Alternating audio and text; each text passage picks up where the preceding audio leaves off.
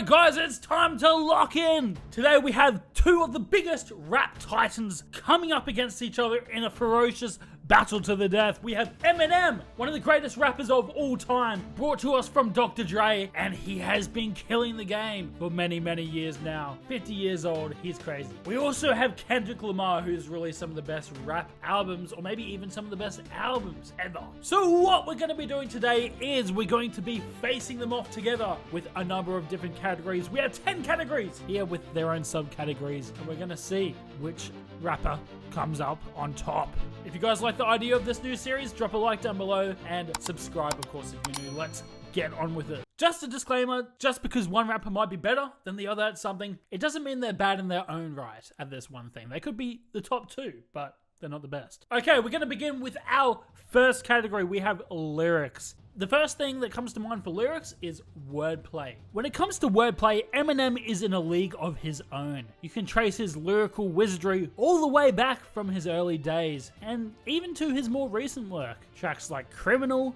Drug Ballad, and Without Me showcase how effortlessly he can flip words, twist meanings, and land complex punchlines without ever breaking the rhythm. Even in his latter years, he's still sharp. Take his verse on Fuel, for instance, when he is going crazy with got the most content on the continent, and constant compliments can be confidence, across common sense and incompetence, and constant the consequence. That whole bit is crazy. This is a clever internal rhyme scheme packed with a self-aware double entendre that shows his pen is still potent. What separates Eminem from other rappers such as Kendrick is the consistency of his wordplay over the decades. We're talking double and triple entendres, bent syllables, and punchlines that will make your juices just explode out of you. Sometimes he'll even switch accents mid-verse just to stretch a rhyme or fit a scheme. Somehow it works, even on Relapse. I think it's clear at this point Eminem doesn't just rhyme the words, he engineers them to fit what he wants to say. So I think Eminem clears this category. Next up we have storytelling ability. A very important stat, and I talked about that in my last Kendrick video. When it comes to storytelling, both Eminem and Kendrick are elite, but in very different ways. Eminem's approach is theatrical. Tracks like Stan, Bad Guy are practically short films. He doesn't just tell a story, he acts it out, often taking on multiple characters within a single song. On the song Darkness, for example, he chillingly narrates a mass shooting from the shooter's perspective, forcing the listener into an uncomfortable headspace. It's immersive but also quite cinematic. Kendrick, on the other hand, plays the long game. His storytelling is about changing your perspective. Songs like Sing About Me, I'm Dying of Thirst, and How Much a Dollar Cost aren't just stories, they're meditations on life. He zooms out, often placing personal struggles into a broader cultural or philosophical context. So while Eminem excels at putting you into a character's world, Kendrick aims to shift your worldview entirely. And because they master such different techniques of storytelling, I think this one's a draw, man. The final subcategory we're going to talk about is substance and depth. While both artists have tracks filled with meaning, Kendrick takes the edge when it comes to true depth and substance. Songs like Fear, The Blacker the Berry, Mortal Man, and Institutionalized don't just hit emotionally. They challenge the listener to confront hard truths about race, poverty, trauma, and identity. Kendrick's depth doesn't just come from the raw emotion, it comes from perspective. He writes layers, man. He does. Now, Eminem's no slouch in this category. Tracks like Rock Bottom, Beautiful, and Headlights offer real vulnerability and emotional weight. The Eminem Show is arguably one of his deepest albums, diving into fame, fatherhood, and depression. But when you stack that against an album like To Pimp a Butterfly, the difference becomes clear. Kendrick isn't just speaking his truth, he's holding a mirror to society. And while Eminem draws you into his pain, Kendrick makes you explore his. So I gotta give this point to Kendrick here. So for the lyrics category, I've just gone with a draw. I think they're both great in their own rights. While Kendrick's great at substance and depth, Eminem's great at his wordplay. They are the best in those two categories, and storytelling, they're both as good as each other. So yes, this is a draw. Moving on to the next category, we've got flow and delivery, a very important one for a rapper. For the first category, we've got rhythmic versatility. Eminem's rhyming ability has never wavered, not even after decades in this game. His control over rhythm and syllables is mechanical. You can hear it on Rap God, Godzilla, and of course the flawless structure of Lose Yourself. The way he stacks multi-syllable rhymes without sacrificing clarity or cadence is unmatched. And no matter the beat, Eminem finds a pocket, I think. On a technical ability, Eminem's rhyming has been the best, and I don't think it's going to be topped ever. Another important part of the delivery is the breath control, and long story short, I think Kendrick wins this one. Kendrick is phenomenal at this, whether it is the non-stop high-intensity delivery of a song like DNA, or songs from Good Kid, Mad City like The Recipe or Good Kid, where he can change effortlessly from cool to relentless. He never sounds like he's gasping or stretching. It's smooth, calculated, and controlled, even when the flows are dense. So Eminem's great here too, but Kendrick can do it in such a calmness that just feels too effortless for even Eminem to do, especially in his older years. And this brings us to the final subtopic here, smoothness versus aggression.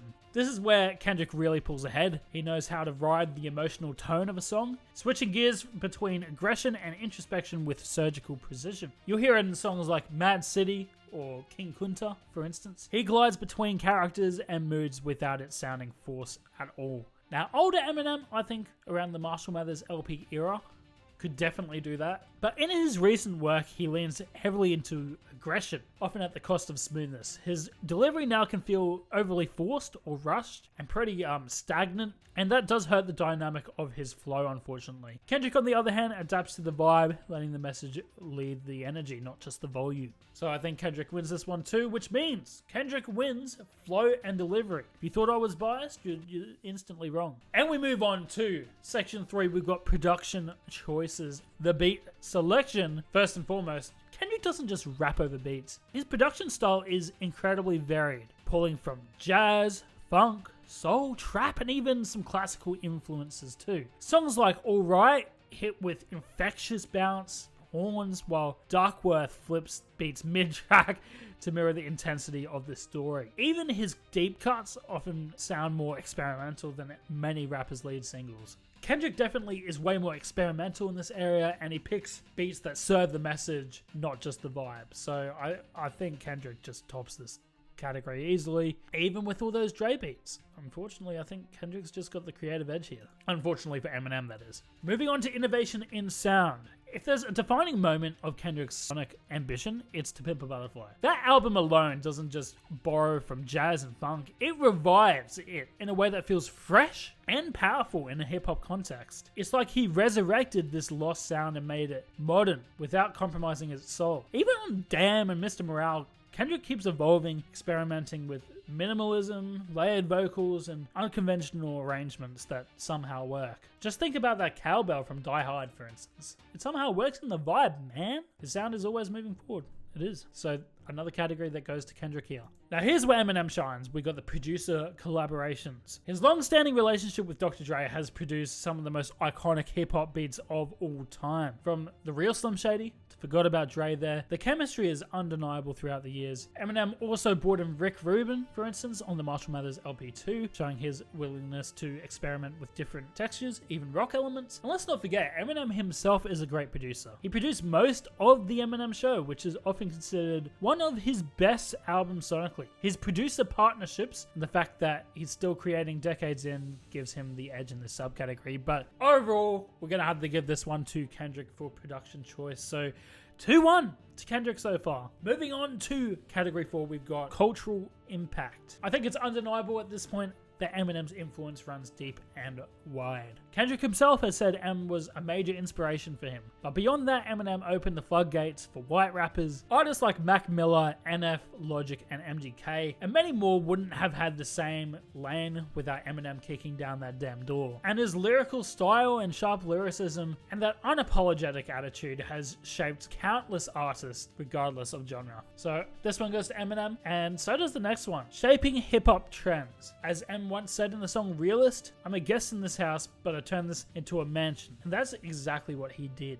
Eminem didn't just join the culture, he amplified it. He brought hip-hop to the mainstream in a way that we hadn't seen before, dominating pop charts while maintaining battle rap level lyricism. In the early 2000s, if you were anywhere in music, you were talking about Eminem. He made technical lyricism cool again, and his rebellious image helped set the tone for an entire era of hip-hop. And finally, this last one also goes to Eminem, I'm afraid. Eminem's list of iconic moments is stacked. The Slim Shady era really was that lightning in a bottle. Unfiltered, controversial, and unforgettable. He broke every rule in the book and still went multi-platinum. And then there's 8 Mile, which didn't just bring battle rap to the big screen, it won a damn Oscar, man. Even with Kendrick's recent dominance, like with his beef with Drake, it's hard to top Eminem's explosion onto the scene. That kind of cultural moment only happens once in a lifetime. So Eminem wins this category of the cultural impact. Not denying Kendrick's, but I think Eminem does edge him in this category. Moving on, we've got discography. Now this is a big argument. So this is all their albums looked at as a whole. And we're going to start with consistency across projects. Let's be honest. Kendrick doesn't really miss. I have not listened to a Kendrick album so far in my journey through his music that's been a miss. I haven't listened to GNX yet, so subscribe if you want to see a reaction to that album. But from Section 80 to Mr. Morale, each album has been at least good to great. And often it's genre defining from what I hear. There's no project in his catalog that fans consider mid or worse. Eminem, on the other hand, he has some major low points we're going to talk about. Revival is generally seen as a misfire by most people, and both Encore and Kamikaze have some of Eminem's worst songs on it. So the inconsistency in post-2000s Eminem really drags down his discography overall, so Kendrick wins this subcategory. Now we're going to move on to the subcategory of classic albums. A lot of people debate about this one. This one is subjective and there's different conditions to what makes it a classic album, but I think it's the impact, I think it's obviously the quality, the longevity I think is the most important thing. So that being said, I think Eminem has 3 classic albums that are undisputed. We've got the Slim Shady LP, we've got the Marshall Mathers LP, and we have the Eminem Show. These were all moments in time. So I think those are all classic albums without a doubt. But Kendrick isn't far behind.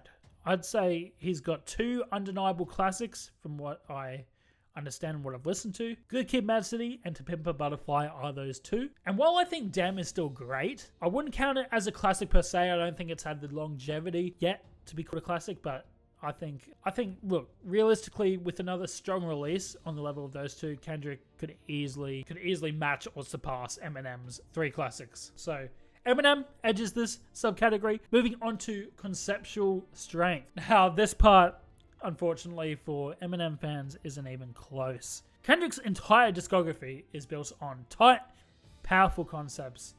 Good Kid, Mad City is practically a movie. Actually, this comment here perfectly describes it. Good Kid, Mad City is like a book or a movie. You got To Pimp a Butterfly, which is a poem. And you got Mr. Morale, which is pretty much a stage play. And a lot of these albums explore themes of black identity, fame in America, and some of them follow internal themes and psychological depth, like Mr. Morale and Damn.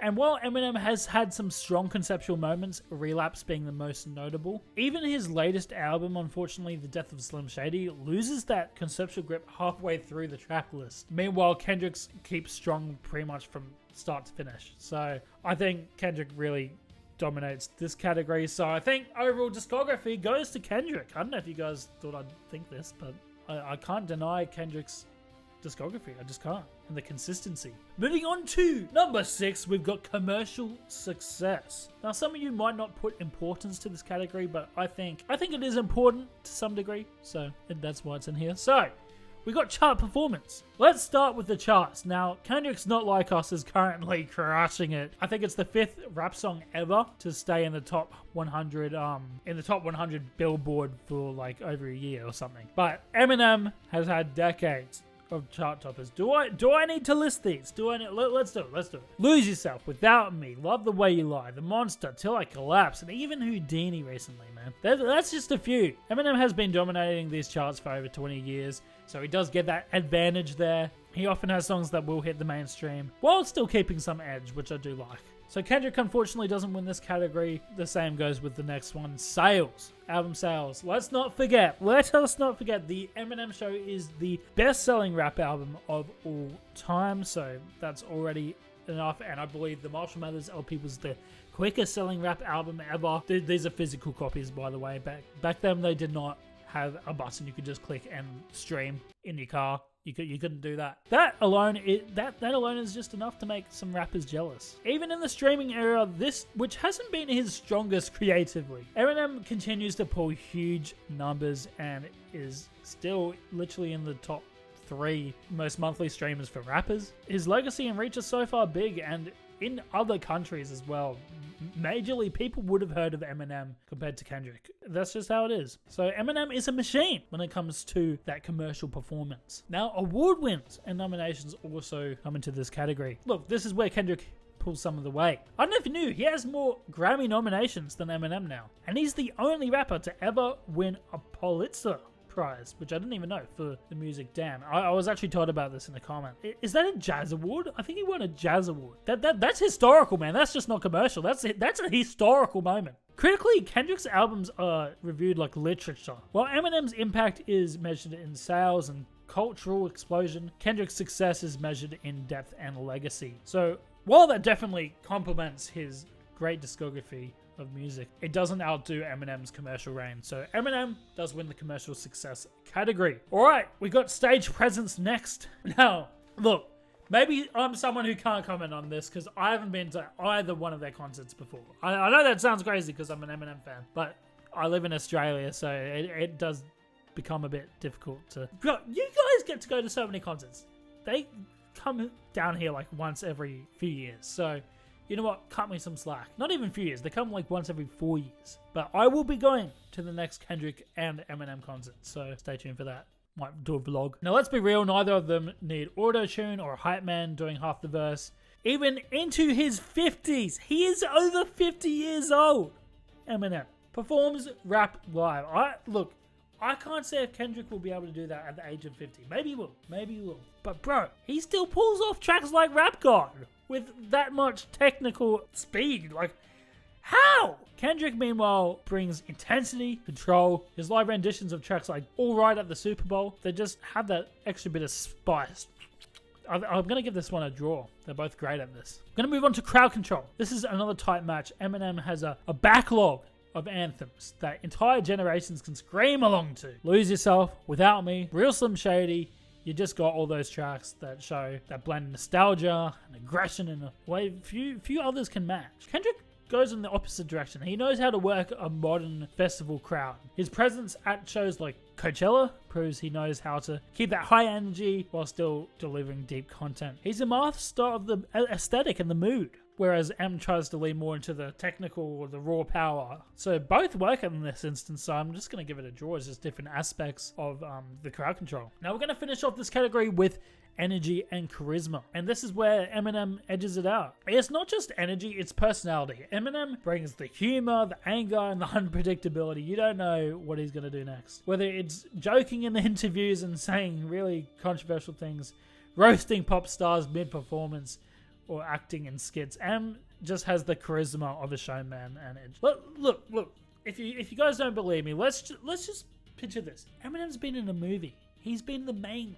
character of a whole movie, and he doesn't just do a half-assed job. He is incredible in that movie. He plays the part really well, and it's a movie that won an Oscar. That kind of charisma, it doesn't just come from the stage, it comes from just his talent in that. So while Kendrick's stage presence definitely is more focused and introspective, I feel like Eminem gives you something to feel and to react to. So Eminem edges in this category, so he does win the stage presence in my opinion, although that's from an outsider perspective and what I've seen.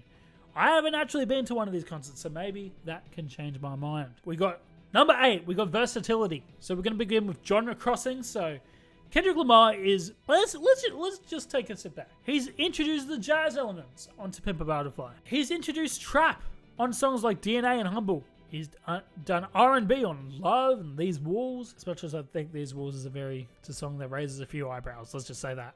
And who knows, guys, maybe one day Kendrick makes a country album and make it actually sound good. So while Eminem kind of kept to his rap rock hybrids or whatever he's doing there, Kendrick he's taking the leaps and the bounds and merging different genres into something entirely different. So this has got to go to Kendrick. And we got different rap styles next. So this is where the versatility really shows. Eminem, as skilled as he is, rarely steps outside his core identity. He avoids the auto-tune. He doesn't make club records except maybe Without Me. and often it sticks to dark, aggressive themes or sharp satire. Kendrick, though, man, he'll do conscious storytelling, then jump to a banger. Then give you something radio-friendly with something like Loyalty, or even the use of auto-tune, vocal layering, and production tricks shows Kendrick's flexibility. He's flexible, man. He's a flexible dude. So he's just exploring different soundscapes, and that gives Kendrick the edge in this category. And Kendrick's he's gonna do a whitewash in this category. So ability to evolve is a big one. Kendrick's growth isn't just sonic, it's about his personal journey and his thematic elements he brings to each album. So each album is a new chapter. You got Section 80 is raw and political, Good Kid, Mad City, cinematic storytelling. To Pimp a Butterfly is a jazz-infused, spiritual, radical, something else entirely. While Damn is intense, accessible, and minimalist, and Missed Him Around, the Big Step is psychological and definitely gets Kendrick into a vulnerable mind state. So compare that to Eminem, whose later works often revisit the same themes. Like, he can't shake the rage, the shock value, the defiance. He just, like, such core elements of Eminem, he can't escape that. And he did in Relapse. Relapse was a completely different, isolated concept. So I really encourage Eminem to do something completely different in his next album. No nostalgia, just go completely different. So while Eminem has mastered his lane, he really has, it would be good to see him change to a different one. Just to see. So Kendrick wins the versatility.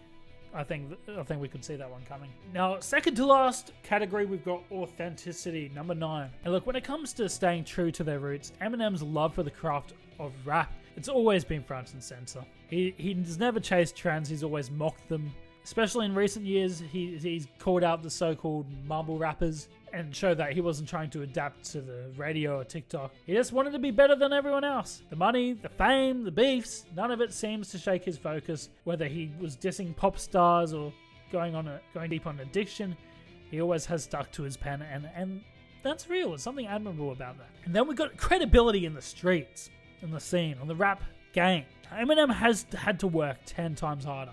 Look, this is not being biased.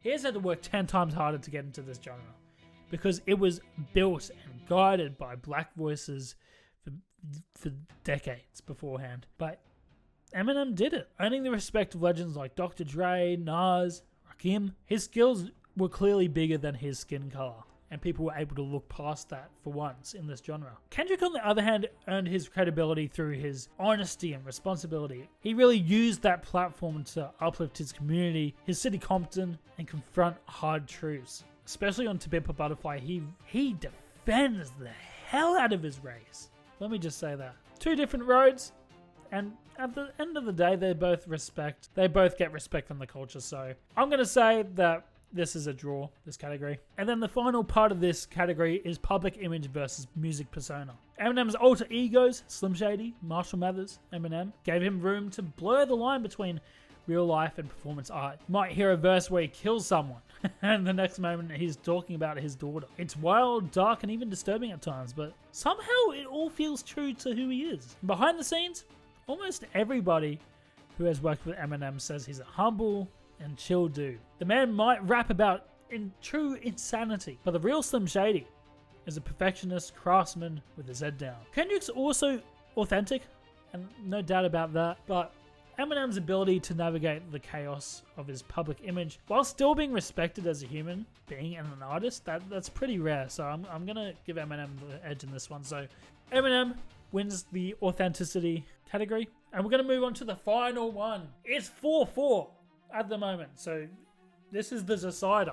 This is the decider to who is the best in this versus battle. So this is collaborations. This is the final one. The features. How strong do they show up on their day? And look, this wasn't particularly difficult for me. Eminem treats features like a competition. He really does. And he does play to win. How many examples do we have? Let's start with On Forever. If you told me a song with Drake, Kanye, Lil Wayne, and Eminem came out, it would be pretty hard to decipher who had the best verse. But Eminem didn't just hold his own. He obliterated them. His verse is so much better. And then we got Renegade, where he goes toe-to-toe with Jay-Z in his prime and destroys him on both his verses. And those are some of the best Eminem verses ever, in my opinion. And even recently, old Eminem, Fuel, he is over 50, man. Can we remind? He's over 50.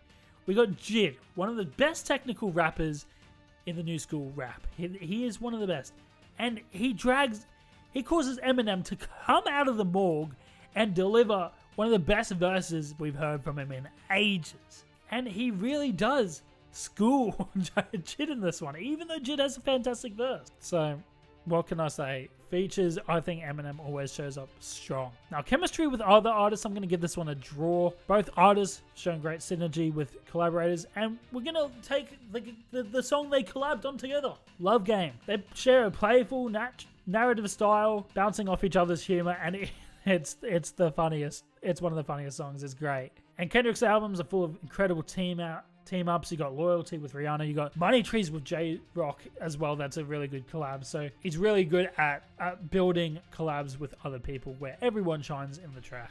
And finally, we've got notable guest verses. And Eminem's guest verse history reads like a Hall of Fame. Forgot About Dre.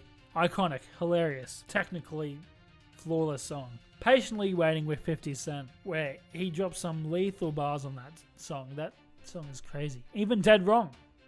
It's a posthumous Biggie track. He went full Slim Shady without even flinching. He doesn't just contribute to the track, he cements its legacy. It goes 5-4 to Eminem. Who would have thought an Eminem fan would have rated Eminem higher than Kendrick? But it was closer than you expected, didn't you? It was closer than you expected.